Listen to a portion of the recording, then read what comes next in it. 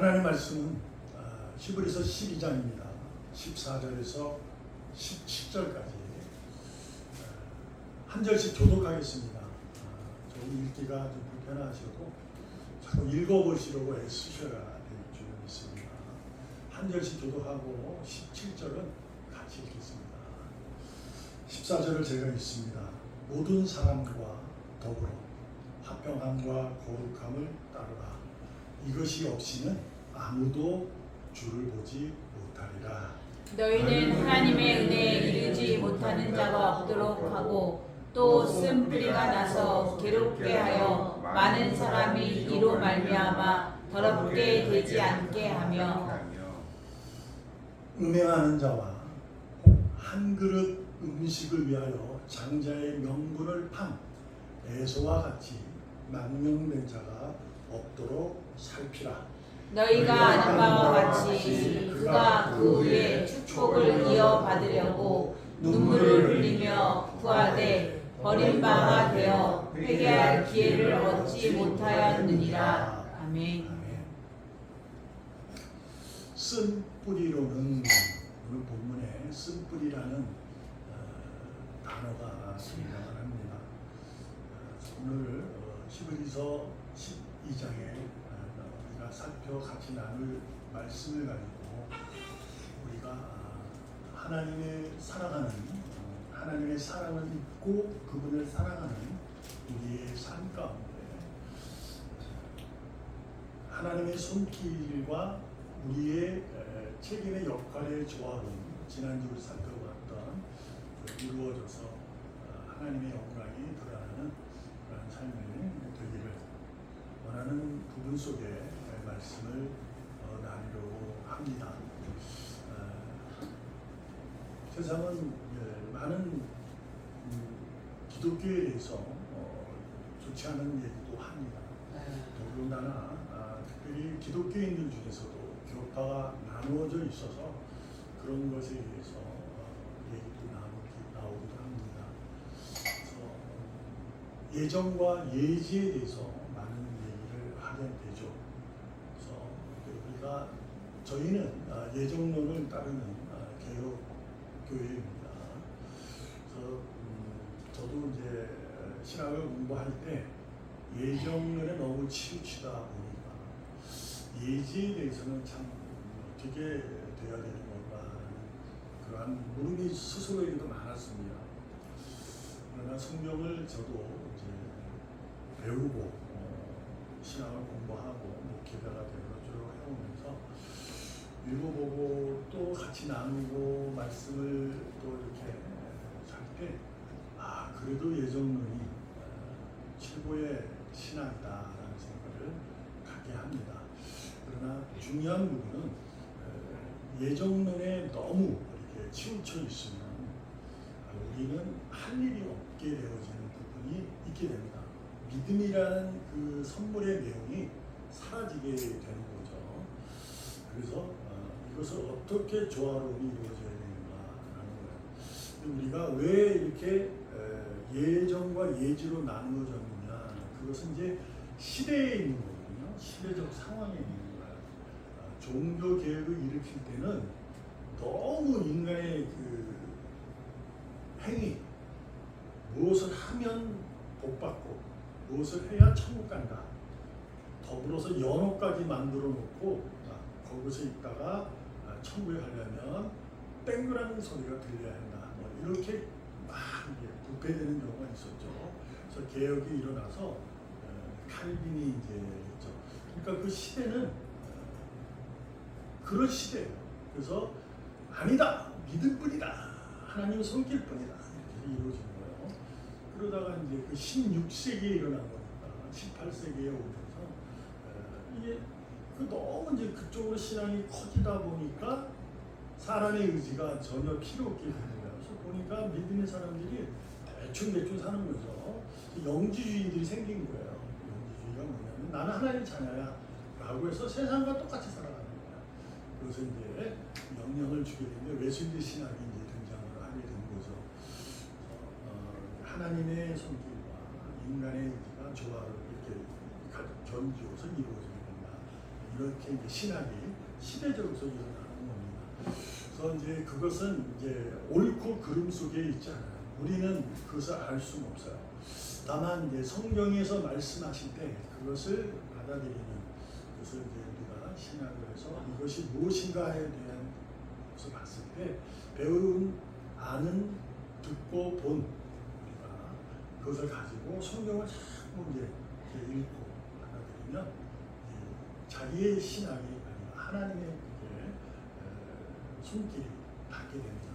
저 같은 경우에도 그렇고 여러분에게도 그렇고 그런 거예요. 그래서 조금 전에도 광고 시간에 말씀을 드렸지만 그 비를 내리는 것은 지난주 많이 비상한 경우만 있는 거예요. 하나님이 고난을 허락해서 그것에서 무엇인가를 허락하시는 가운데 있는 거거든요. 그래서 우리는 그것을 허용한다, 허용되었다 이렇게 표현합니다. 하나님이 그냥 이렇게 두시는 거야.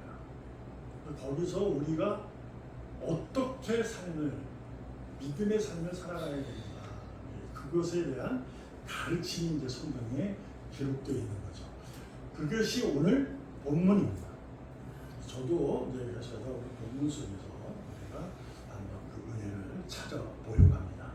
무엇보다 먼저 여러분과 저는 하나님이 사랑으로 우리가 만세 전부터 하나님의 선택을 받은 의인인 줄로 믿습니다. 아멘. 그 의인이 될 수 있었던 유일한 방법이 하나님께서 당신의 독생자 되신 예수를 십자가의 죽음으로 통해서 우리에게 의인이라는 그 사람을 증명하게 된 거죠. 그래서 증명되어졌었던 거예요. 그러나 어떻게 했어요? 세상은 그것이 실패라고 했어요. 그 실패인데 그 증명된 것이 승리라고 믿는 사람들이 생겨난 거죠. 이것은 십자가가 예수가 너의 죄를 씻어서 가르친 거예요. 그러면 그래요? 이렇게 해서 되지 않습니다.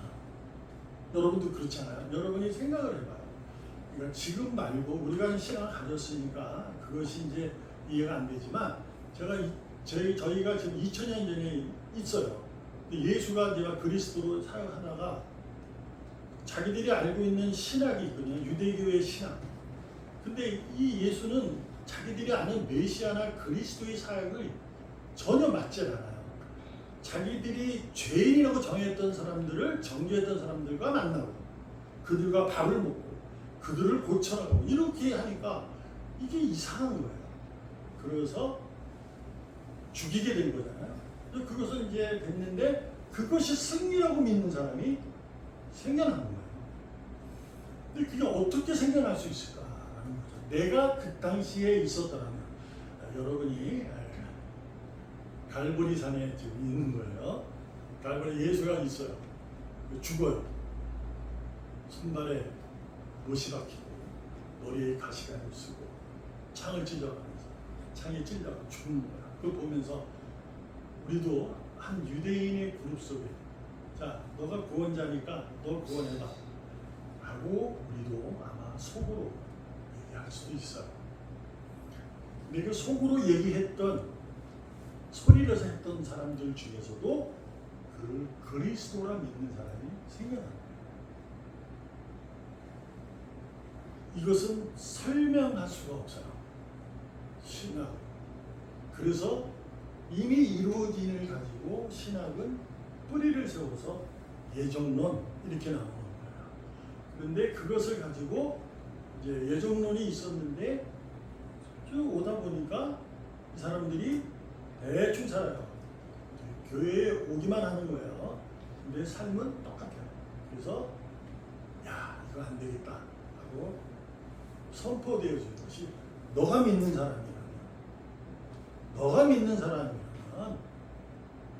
열심히 해야지 라고 하는 신앙의 믿음의 내용들로 강조되기 시작한 거예요. 그것이 이제 예정의 예지가 앞서게 됩니다. 그래서 저희는 예정된 자의 예지를 믿는 거고 다른 쪽은 예지한 자를 예정하는 거예요. 그 행위를 하면 하나님이 선택한다.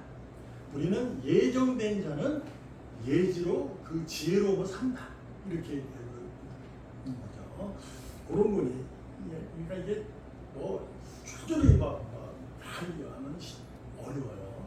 그런 부분이에요. 그렇게만 알고 있어도 괜찮습니다. 그 부분을 오늘 본문에서 우리가 찾고 여러분과 제가 배울 수 있는 겁니다.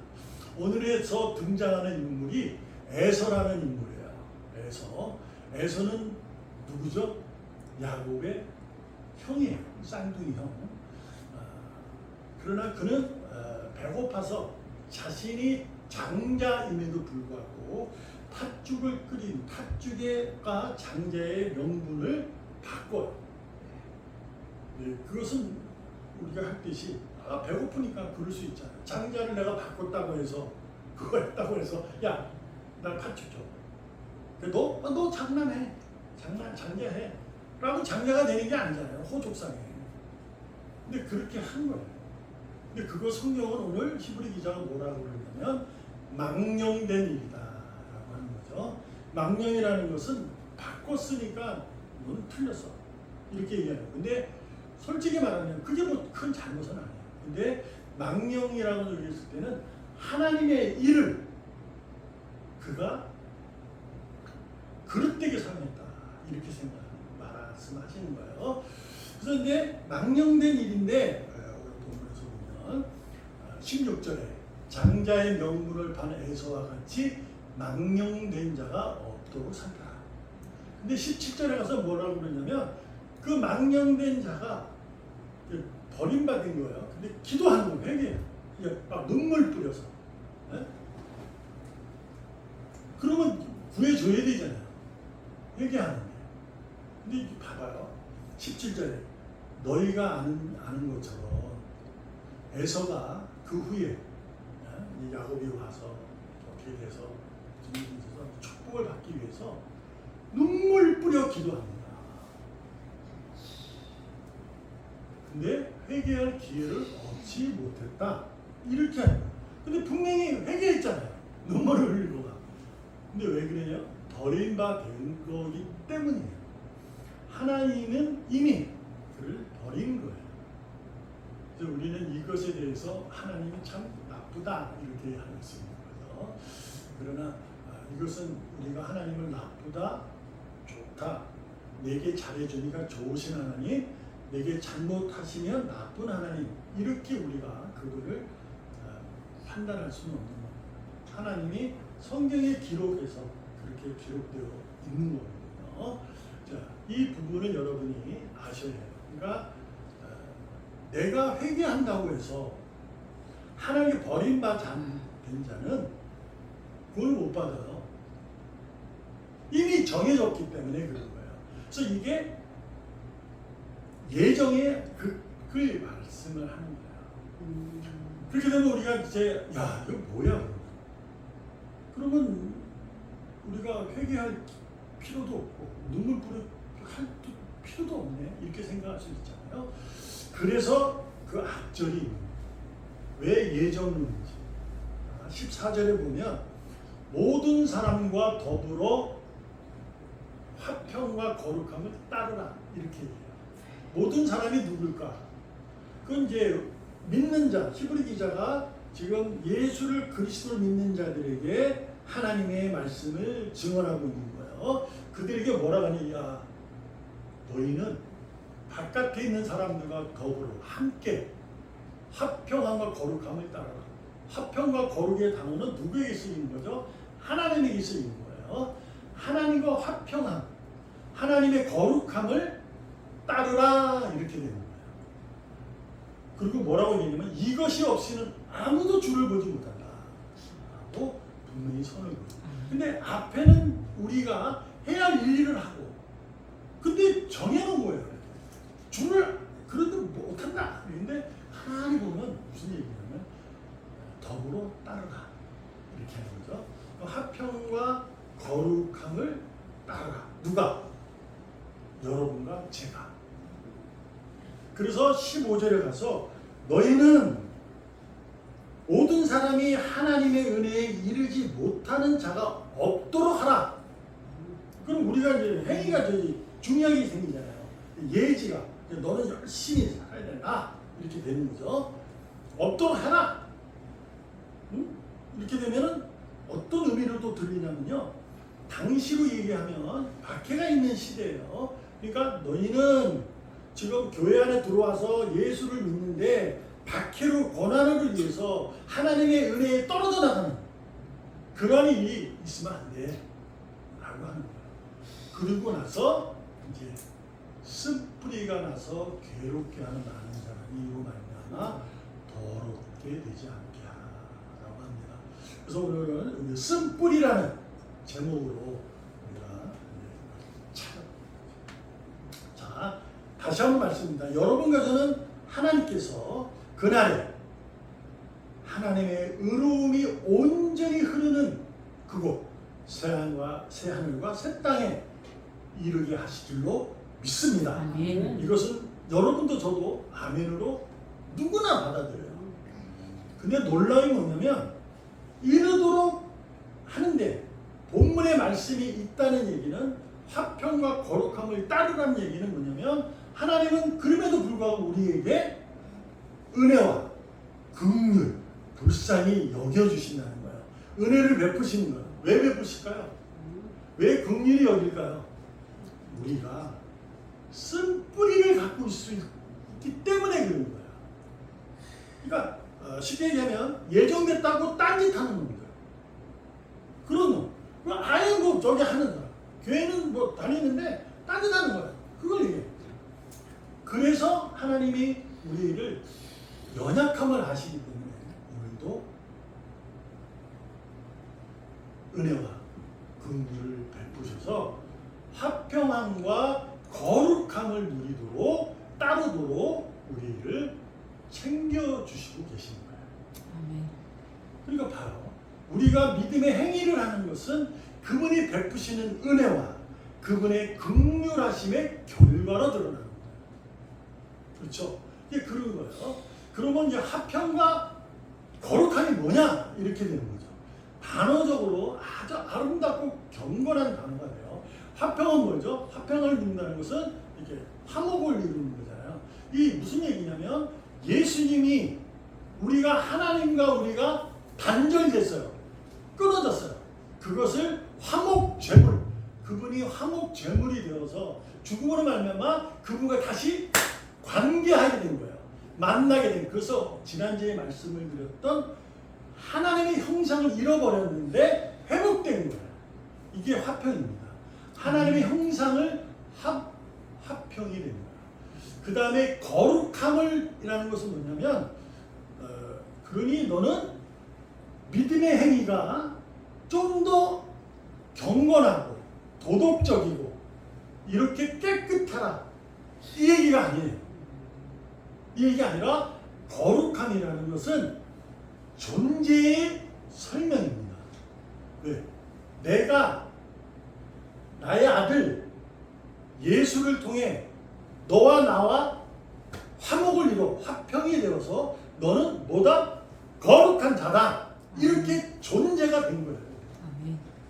그러니까 이것을 따르라는 얘기로 이해하면 내가 뭔가를 막 해서 화평을 이루고 하나님과 기도 막 해서 화평을 이루고 하나님의 하나님 교회 열심히 다녀서 거룩함을 이루고 그런 게 아니에요. 이미 하나님이 다 이루어 놓으신 거예요. 그것을 그래서 우리는 화평함과 거룩한 존재예요. 근데 거기에 뭐라냐? 14절에 가서 5절에 가서 그런데 그 은혜가 너에게 긍휼함이 있는데 너희로 인해서 그들이 은혜에 이르지 못하도록 하지 말라. 이것을 가만히 생각을 해봐요. 무엇이 기억납니까? 예수님께서 하신 내용이 기억납니다. 마태복음 21장으로 제가 마태복음 21장 18절부터 있는데 그 전에 무슨 일이 있었냐면 어떤 사건이 있었냐면 예수님이 성전을 깨끗하게 하신, 성전을 채찍으로 다 치워버린 그러한 일이 있은 후입니다. 거기서는 어떤 일이 있었죠? 그 대사장들이 자기들이 유익을, 신앙을 빌미 삼아 욕심을 채우려고 어떤 부분을 다 치워버린 거죠. 그리고 나서 예수님이 다음날 이른 아침에 성으로, 예루살렘 성으로 오를 때 배가 고프셨다. 그래서 길가에 있는 하나의 무화과나무를 보시고 그리로 가사 잎사귀밖에 아무것도 찾지 못하시니 나무에게 이렇게 말씀하십니다. 이제부터 영원토록 네가 열매를 맺지 못할 것이다 하시니 무화과나무가 곧 마르나 버렸더라. 이 부분에서 논문이 상당히 많아요. 이 시기 때는 4월이에요. 4월이면 무화과 과실이 열리는 시절이 아닙니다. 그 이후에 이제 열리려고 하는 시작이에요. 잎사귀밖에 없는 거예요. 근데 왜 이런 말씀을 했을까? 그러니까 이것은 어떤 의미냐면 무화과 나무에 대한 예수님의 우리에게 말씀하시는 내용입니다. 놀라워요. 19절 이렇게 읽었죠. 그래서 20절에 가면 제자들이 놀라가지고 물어봅니다. 놀라는데 이상히 여기는 거예요. 무화과 나무가 어째서 말랐습니까? 몰라서요. 예수님의 대답이 걸작입니다. 물어보는 질문과 답이 완전히 달라요. 뭐라고? 예수께서 대답하여 이르시되 내가 진실로 너희에게 말한다. 만일 너희가 믿음이 있고 의심하지 아니하면 이 무화과 나무에 대한 이런 일뿐만 아니라 이 산을 저 바다로 던질 수도 있다. 이게 무슨 얘기인지 됩니까? 답이 이상하잖아요. 아니 왜 무화과 나무가 말랐어요? 어떻게 된 거죠? 그러니까 예수님은 답이 뭐냐면 믿음을 얘기하고 있어요. 믿음을 얘기하면서 열매를 얘기하는 거예요. 그렇죠? 이거 뭐냐? 의심. 그러니까 믿음이 뭐냐? 무화과 나무의 이런 일뿐이 아니라 이 산을 저 바다로 던질 수 있다. 열매를 얘기하고 있는 거예요. 근데 이게 왜 그러냐? 여기에 내용은 무화과 나무의 뿌리를 얘기하는 거예요. 뿌리. 자, 오늘 제목이 쓴 뿌리론입니다. 자, 쓰다는 얘기는 안 좋은 거잖아요. 그래서 이것을 찾아보면 뭐 이렇게 막 욕하는 거, 그걸 얘기할 수 있어요. 근데 이것은 어디서 일어나오는 거예요? 뿌리에서 나오는 거예요. 뿌리. 자, 무화과 나무는 무화과 나무예요. 그렇죠? 근데 예수님이 하신 말씀은 그 뿌리가 뭐 했다? 썩었다. 이 얘기예요. 무슨 얘기냐면 겉은 믿음이 있는데 유대인들을 향해 이야기하는 거예요. 믿음은 있는데 의심한다는 거예요. 그 믿음은 나를 믿으라 하는 건데 너희는 나를 전혀 안 믿는다. 이 얘기. 그러니까 무슨 얘기냐? 여러분과 제가 하나님의 백성으로 그분과 화평을 이루고 거룩한 존재인 것은 교회를 다니면서 세상 사람이 보고 알아요. 아, 저 사람은 교회 다니는 사람이야. 그런데 예수님이 히브리 기자 하는 말씀은 쓴 뿌리가 나서 괴롭게 하여 많은 사람이 이로 말미암아 더럽게 되지 않게 하라. 그러니까 너가 교회는 다니는데 저분 교회 다니네. 근데 마음은 의심하고 다니는 거죠. 이 산을 저 바다로 던져 그게 돼 이렇게 되는 거예요. 홍해가 갈라져 웃기겠네. 요단강이 뭐 그 당시는 그럴 수 있겠지. 오병이요 5,000명이 먹고 12강조 남았다고. 나사로가 살아나서 사흘이 지난 나흘에 이렇게 의심하는 거. 겉으로는 믿음이 있는데 속은 아닌 거죠. 말씀드립니다. 우리가 거룩한 건 존재적인 이유라고요. 여러분과 제가 거룩해지기 위해서 애쓰는 게 아니라 우리는 이미 거룩한 자예요. 주님이 말씀하고 싶은 것은 바로 이 얘기입니다. 그런데 쓴뿌리를 히브리 기자를 통해서 우리에게 말씀하는 내용이 뭐냐면 너가 하나님의 백성이니 너의 뿌리가 썩지 않도록 내가 오늘도 은혜와 긍휼을 베풀 거다. 그걸로 씻어라. 이렇게 되는 여러분과 제가 오늘도 하나님의 은혜와 하나님의 긍휼하심이 그날까지 오심을 믿고 그 내 안에 있는 의심의 내용들을 버려내시기 바랍니다. 아멘. 드라마에 이번에 그 드라마 한 부분의 대사 내용을 듣고 제가 꽉 맞았어요. 그래서 알게 된 거예요.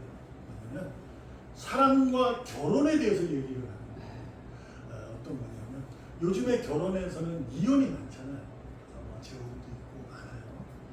근데 이제 그것 때문에 갈등하는 거예요. 결혼을 해서 이혼도 하고 이혼한 사람이 또 재혼하려니 뭐 재혼을 받는 거 이런 경우가 어렵잖아요.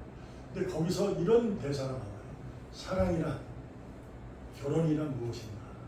사랑이란 서로 눈을 마주보는 거라는 거예요. 서로 바라본다. 결혼은 뭐냐면 서로 바라본 자가 그 이유는 결혼은 같은 방향을 바라보는 거다. 이렇게 얘기를 하죠. 그 얘기를 듣는 순간에 깜짝 놀랐어요. 이걸 깨달은 거예요. 예, 하나님이 우리에게 십자가로 우리를 바라본 거예요. 그래서 나는 그것을 받았어요. 그 사랑을 입었어요. 그 다음에 바울이 얘기했던 신랑과 신부의 결혼, 주님은 우리와 같은 방향으로 목적을 두기 위해서 우리와 함께 가고 있는 거예요. 그렇게 가는 거죠. 그런데 알잖아요. 결혼이란 평탄하지 않아요. 사랑이란 금방 식어요. 그래서 이혼도 나오고 재혼도 나오는 거예요. 재혼했는데 이상해지고 요즘에 더 심한 건 뭐예요?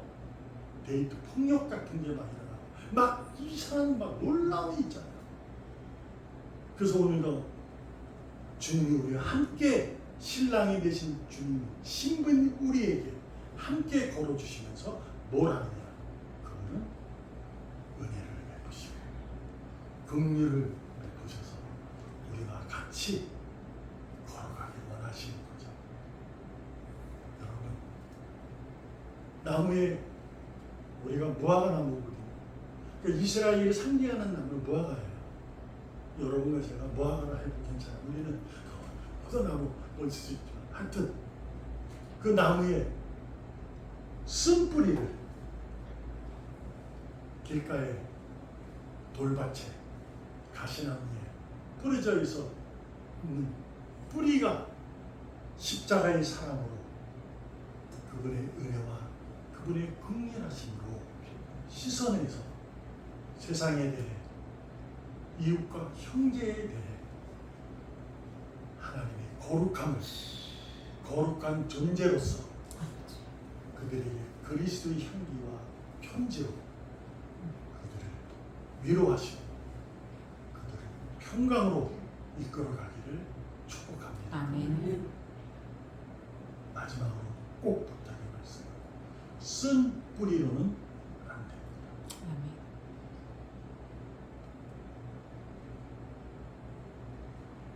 믿으면 의심이 없기를 축복합니다.